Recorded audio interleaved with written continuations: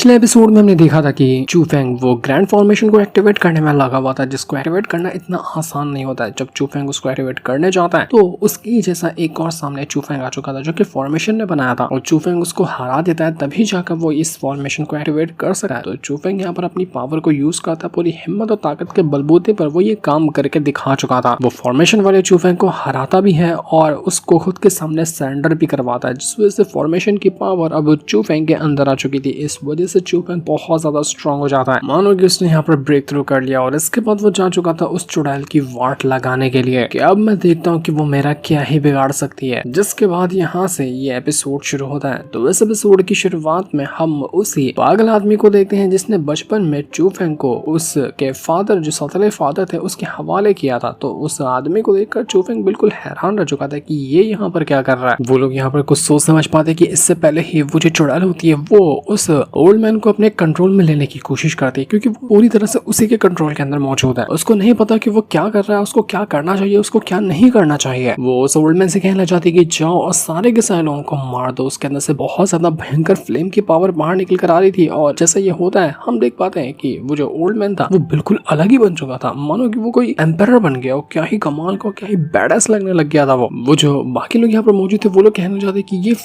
Flame इतना ज्यादा strong कैसे है। ऐसा लग रहा है कि ये बंदा फ्लेम सेक्ट का, फ्लेम सेक्ट आज नहीं बल्कि हजारों साल पहले दुनिया से गायब हो गया था। तो आखिर वहां का बंदा यहाँ पर कैसे आ सकता है? क्या सच में ये ओल्ड मैन जो पागल आदमी है वो फ्लेम सेक्ट से आता है? जितने भी लोग यहाँ पर मौजूद थे वो सब यहाँ पर उस पागल आदमी के सामने सरेंडर करना शुरू कर, क्योंकि लिटरली वो क्या ही कमाल का लग रहा था। ऐसा लगता है कोई पीक लेवल का एम्परर रैम का कल्टीवेटर यहाँ पर आकर पहुंच चुका। इतना डेंजर है उसके फ्लेम की पावर, ऐसे कि पूरे इलाके को डिस्ट्रॉय कर दे। इस पागल आदमी का नाम था वांग फू, और सच में ये फ्लेम सेक्ट का ही मेंबर है। वांग फू जो था वो तुरंत अपनी पावर को यूज करता है और अपने फ्लेम फिनिक्स को समन कर चुका था, जो सीधा अपनी पावर का इस्तेमाल करते हुए जितने भी जियांग डायनेस्टी के बंदे थे उनके ऊपर अटैक करना शुरू कर देती है। इस वजह से पूरी जियांग डायनेस्टी के अंदर एक खलबली मच चुकी थी। वो लोग घबरा जाते हैं कि नहीं, लगता नहीं कि हम यहाँ पर बच पाएंगे। वो सभी अपने आप को बचाने की कोशिश करते हैं, बैरियर वगैरह क्रिएट करते हैं, लेकिन फिर भी वो जो फ्लेम की पावर इस्तेमाल कर रहा था वांग को, वो बहुत ज्यादा खतरनाक थी, जिसका मुकाबला कर पाना ही मुश्किल था। और तब बीच में आता है चूफेंग, जिसने आते साथ ही सीधा अपनी हिम्मत और ताकत के बलबूते पर उसके फ्लेम के अटैक को खुद के हाथों से रोक लिया था। वो पूरी जान लगाता है ताकि किसी भी तरह से उस वांग फुंग के फ्लेम वाले अटैक को रोक दे, वरना पूरी जियांग डायनेस्टी एक अटैक के अंदर मर सकती है। बाकी लोग चूफेंग से कहते हैं कि चूफेंग तुम अपनी मौत को दावत दे रहे हो, तुम अकेले कभी भी इस फ्लेम के अटैक को नहीं रोक पाओगे, वो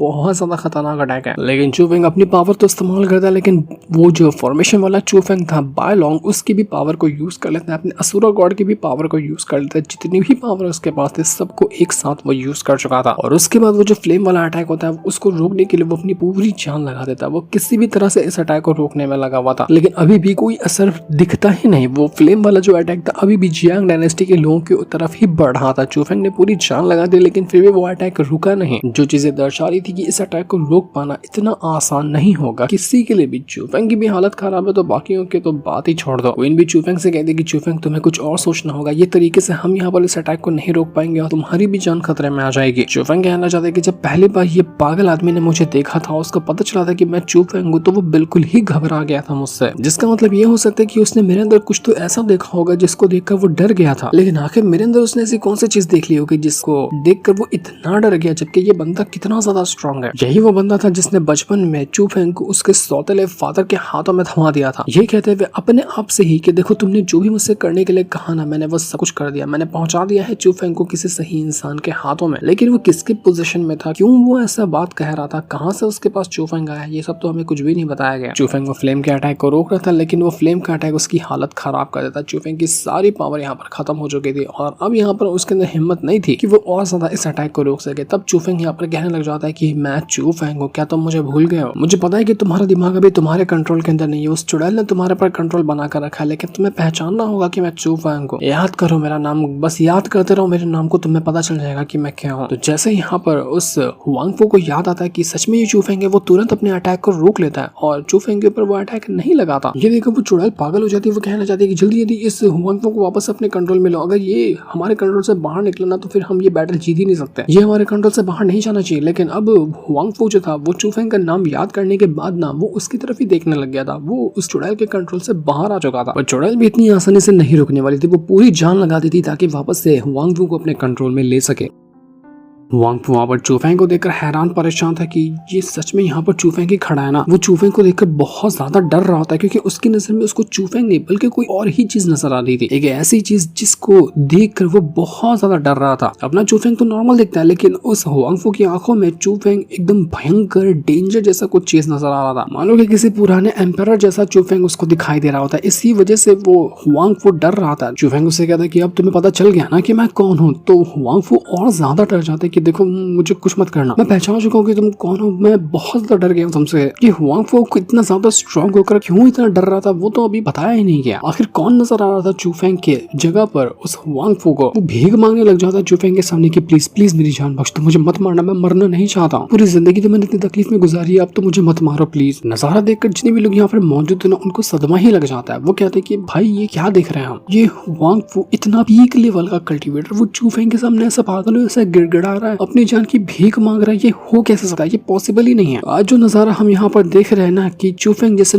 कल्टीवेटर ने इतने पीक लेवल के कल्टीवेटर को अपने घुटनों पे टिका दिया, ये नजारा हमें शायद जिंदगी में दोबारा कभी देखने नहीं मिलेगा। चूफेंग वांग फू से कहने लग जाता है कि अगर तुम चाहते हो कि मैं तुम्हारी जान नहीं लो तो जाओ और ये जो चुड़ैल और इसके जितने भी साथी वगैरह ना इन सभी को मार डालो। तो वांग फू कहता है कि जी मेरे आका, जैसा आप कहे मैं आंख बंद करके वो चीज करने के लिए तैयार हूँ। वो तुरंत जाता है चुड़ैल और उसके साथियों के ऊपर अटैक करने के लिए, कहता है कि तुम मरने वाले हो। वो अपनी फ्लेम की पावर को यूज करते हुए चुड़ैल की हालत खराब करता है, उसके जितने भी साथी वगैरह थे उन सभी को तो जिंदा ही जलाकर खत्म कर देता है। सब के सब वहां पर मारे जा चुके थे, सब अधमरे हो जाते हैं, उनकी हालत खराब होने लगी थी। चुड़ैल अपने आप को जैसे जैसे बचाने की कोशिश करती है और वो वहां से भागने का ट्राई करती है, जहां वो अपने आप को बचाकर भाग तो चुकी थी लेकिन उसके भागी सारे के सारे साथी वहां पर मारे जाते हैं। लेकिन चूफेंग उसको ऐसे कहां भागने देने वाला था, वो वापस से उसके पीछे पड़ जाता है और वो उसको मारने के लिए तैयार था। वो चुड़ैल कहती कि मैंने अपने फादर को मार दिया, अपने भाइयों को मार दिया, अपने हस्बैंड तक के मार दिया उसको मैंने, ताकि ये जो पूरा मेरा क्लान है ना उसकी पावर मेरे मुट्ठी में आ जाए। बड़ी मुश्किल से ये सारे के सारे क्लान की पावर मैंने अपने हाथों में ली थी, लेकिन तुम मुझे नहीं मार सकते, तुम मुझे मारोगे तो मेरा सारा सपना टूट जाएगा जो कि मैं नहीं चाहती हूँ। लेकिन चूफेंग नहीं ना सुनने वाला था ना उसकी बात मानने वाला था। वो अपनी कुल्हाड़ी लिए धीरे धीरे उसकी तरफ बढ़ने लगता है ताकि सीधा उसकी गर्दनी धड़ से अलग करता है। चूफेंग कहता है कि जो तुमने यहाँ पर किया है ना वो तुम्हारे ही कर्मों का फल है, जितने भी बुरे काम किए हैं उसकी ही सजा देने के लिए मैं यहाँ पर पहुंचा हुआ। वो तुरंत अपनी कुल्हाड़ी लेकर चला देता है। इस वजह से सच में यहाँ पर वो चुड़ैल मर चुकी थी, उसका शरीर बीच में से ही कट जाता है और वो खाई से नीचे गिरकर मारी जाती है। इसका भी खेल खत्म ही हो गया। इसके बाद चूफेंग वांग फू से कहने लग जाता है कि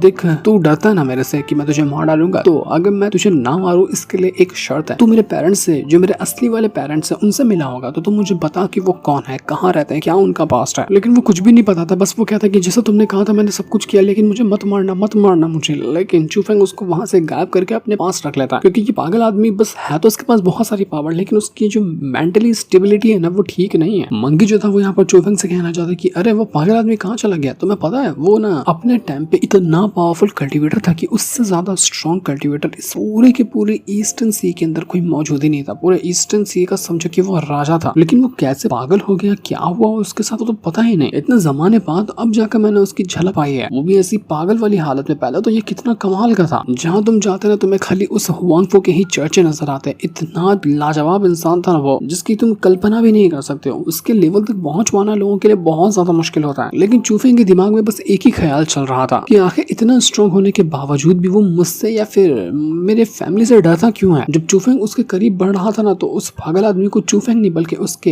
हो सकता है कि शायद फादर नजर आ रहे होंगे। इसी वजह से वो इतना डरता है चूफेंग से। वो कहता है कि जो तुम कहोगे मैं सब कुछ करूंगा। और अब चूफेंग के फादर ऐसी कौन सी चीज है जिसके सामने ये इतना पीक लेवल का कल्टीवेटर भी डरता है। पूरी की पूरी जियांग डायनेस्टी यहाँ पर चूफेंग के सामने अपने घुटने टेके और उसको रिस्पेक्ट पेश करती है कि अगर आप नहीं होते तो हमारी डायनेस्टी आज खत्म हो गई होती। हमारी डायनेस्टी को प्रोटेक्ट करने का काम आपने किया है, जिसके हम हमेशा हमेशा के लिए आभारी रहेंगे। देखते ही देखते 9 प्रोविंस के अंदर जितने भी लफड़े वगैरह चल रहे थे वो सब खत्म हो जाते हैं। जियांग डायनेस्टी तब शांति के साथ आ चुकी थी और जियांग डायनेस्टी ने ही चूफेंग के वो जो अजूर ड्रैगन सेक्ट है उसको पूरी तरह से रिपेयर कर दिया था। इस वजह से वो सेक्ट वापस से पहले जैसा हो जाता है। सब लोग वहाँ पर आ चुके थे और डिसाइपल की ट्रेनिंग भी चालू हो जाती है। काफी अच्छा लग रहा था यहाँ पर बाहर से भी कई सारे लोग आते हैं इस सेक्ट को देखने के लिए, क्योंकि अब ये सेक्ट ना पहले से भी काफी ज्यादा बड़ा हो चुका था और यहाँ पर ट्रेनिंग भी अच्छे से चल रही थी। तो सभी लोग देखने के लिए आए थे कि ये सेक्ट अब कितना ज्यादा कमाल का हो चुका है। सूरो और सुमिंग भी वहाँ पर होते हैं जो कि इस मंकी किंग का ना बहुत ज्यादा शुक्रिया करते हैं कि आप ही हैं जिसने हमारी जान बचाई, वरना हम मर गए होते। हमारे अंदर कोई होश नहीं था, लेकिन आप थे जिसने हमें सब कुछ हमारा ठीक किया और हमारी जान बचाई। आपकी मदद के साथ ही हमने यहाँ पर अपने अपना मार्शल हेवन रेल्म को भी ब्रेक थ्रू कर लिया है और हम दोनों उसके सेकंड स्टेप पे पहुंच चुके हैं, जो हो पाया आपके उस पल को सप्रेस करने की वजह से।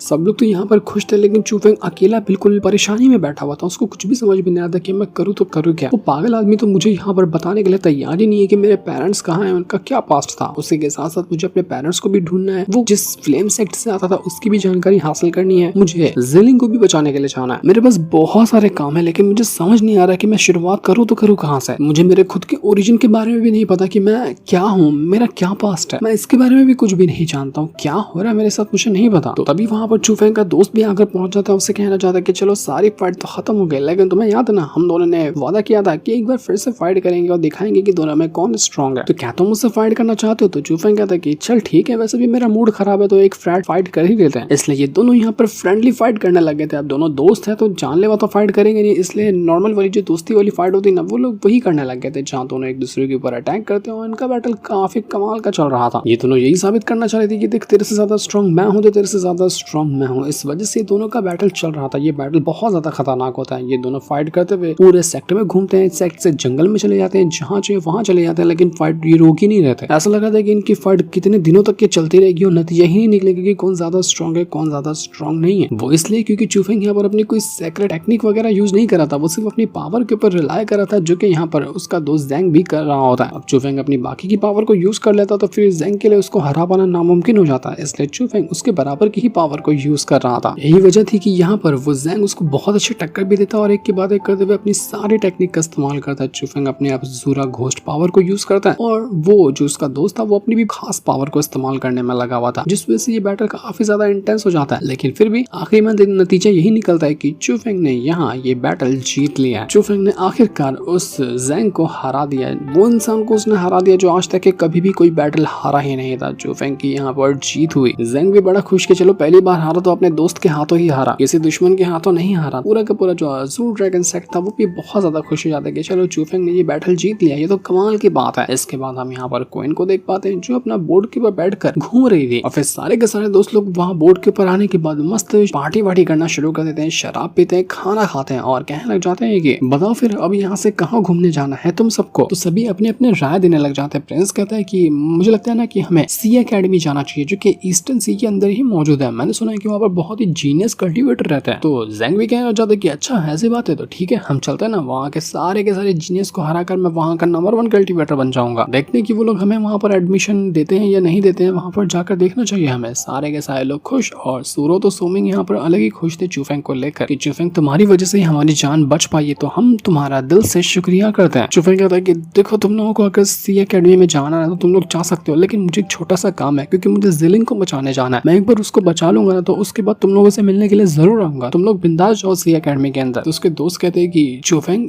जिस इमॉर्टल सी एकेडमी में तुम जा रहे हो ना, जहाँ पर जिलिंग मौजूद है, वो लोग बहुत खतरनाक है। वो इतने खतरनाक है कि सीज एकेडमी भी उनसे मुकाबला नहीं कर सकती। इसलिए जिलिंग को बचाना मतलब बहुत ज्यादा मुश्किल होगा तुम्हारे लिए, लेकिन हमें तुम्हारे पर भरोसा है कि तुम जरूर ये काम कर लोगे और तुम्हें कभी भी किसी चीज की जरूरत हो ना तो हल्का सा सिग्नल देना हमें, हम दौड़े दौड़े आ जाएंगे तुम्हारे पास तुम्हारी हेल्प करने के लिए। फिर पूरी टीम बनकर सभी की वाट लगाएंगे। तो चूफेंग बहुत ज्यादा खुश होता है। वो कहता है कि शायद मुझे जिंदगी में तुम जैसे दोस्त दोबारा कभी नहीं मिलेंगे, तुम सब मेरे कितने जिगरी यार हो, तुम्हारी मुझे बहुत याद आने वाली है। तो इसके बाद चूफेंग अकेले में बैठकर वापस से यही चीज सोचने लग जाता है कि मम्मी पापा आपने आखिर मुझे उस पागल आदमी के हवाले क्यों कर दिया था ताकि वो मुझे किसी भी इंसान को सौंप दे। आपकी क्या मजबूरी रही होगी जो आपने मुझे अपने आप से अलग कर दिया? मैंने क्या बिगाड़ा रहा हूँ आपका? मुझे तो कुछ भी समझ में नहीं आ रहा है, लेकिन मुझे इतना जरूर पता है कि कोई ना कोई आपकी जरूर मजबूरी रही होगी और उस मजबूरी को जानने के लिए मुझे अभी लगता है कि और ज्यादा स्ट्रॉन्ग बनना पड़ेगा। मैं इतना भी स्ट्रॉन्ग नहीं बना कि सारी सच्चाई जान सकूं, इसलिए मुझे मेहनत करनी होगी, खुद को और काबिल बनाना पड़ेगा, तभी जाकर मैं सारी की सारी चीजों का पता लगा सकता हूँ कि आखिर असल में चल क्या रहा है यहाँ पर। तो इसके बाद हम यहाँ पर वापस से उस पागल आदमी को देखते हैं। वो बचाते हुए भागने की ही कोशिश में लगा हुआ था, लेकिन उसकी चारों तरफ कई सारे मॉन्स्टर आ जाते हैं जिन्होंने उसको हर तरफ से घेर लिया था। तो पागल आदमी अपने आप को बचाने की कोशिश करता है लेकिन बचा नहीं पाता। लेकिन तभी आसमान से कोई चीज जमीन पर आकर गिरती है। वो किसी स्टोन जैसी चीज थी और उस स्टोन स्टोन के ऊपर लिखा हुआ था चू फैमिली फॉरबिडन ग्राउंड। वो स्टोन अपने आप एक दरवाजे जैसा खुल जाता है और जैसे वो दरवाजा खुला था उसके अंदर से एक इंसान बाहर निकल कर आता है। ये वही इंसान था जिसको जब वो पागल आदमी चूफेंग को देखता था ना तो चूफेंग की जगह पर उसको यही इंसान नजर आता था। वो इंसान बहुत ज्यादा खतरनाक था। कन्फर्म तो नहीं दिखाया गया लेकिन बाय चांस हो सकता है कि वो चूफेंग का फादर हो। वो इंसान यहाँ पर चूफेंग से काफी हद तक के मैच कर रहा था। तो वो इंसान उस पागल आदमी से कहता है कि क्या तू जिंदा रहना चाहता है या फिर मरना चाहता है। तो जब पागल आदमी कहता है कि मैं जिंदा रहना चाहता हूँ तो वो इंसान चू फेंग को देता है उसके हाथों में और कहता है कि इसको ले जाओ और जिस भी इंसान का सरनेम चू होगा ना उसके हाथों में इसको सौंप देना और उससे कहना कि इसका नाम रखे चू फेंग। अगर तूने ये काम नहीं किया तो मैं तेरी जान ले लूंगा। तो इसी टाइम से वो पागल आदमी निकल गया था चू फेंग को ढूंढते हुए। लेकिन असल में वो इंसान था कौन, क्या पास्ट है चू फेंग का, ये सारी चीजें अभी हमें नहीं दिखाई जाती क्योंकि यहीं पर असुरा गॉड का सीजन 1 खत्म हो जाता है। नेक्स्ट सीजन का हमें इंतजार करना पड़ेगा, उसमें और भी कई सारी चीजें रिवील होगी जिस सीन के साथ ये वाला एपिसोड यहीं पर एंड हो जाता है। Thanks for watching.